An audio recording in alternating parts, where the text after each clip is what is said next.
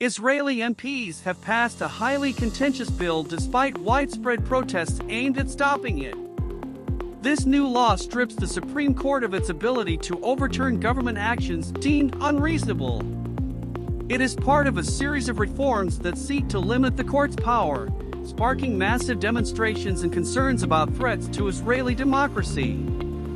Opponents argue that these changes could jeopardize Israel's democratic values, but the government insists they are necessary to address a perceived imbalance of power, where courts have been increasingly intervening in political matters.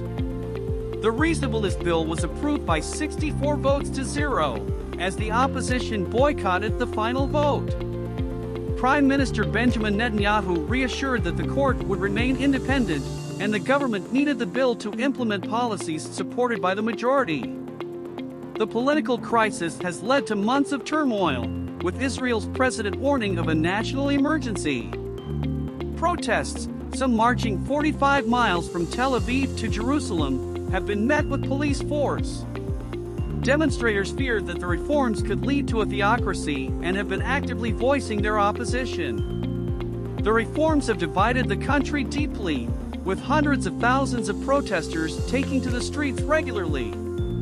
Even reservists, including crucial Air Force pilots, have refused to volunteer, causing concern over Israel's military readiness.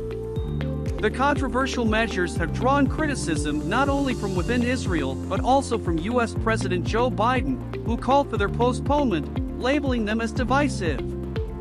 The situation remains tense, with both the government and protesters holding firm in their stances.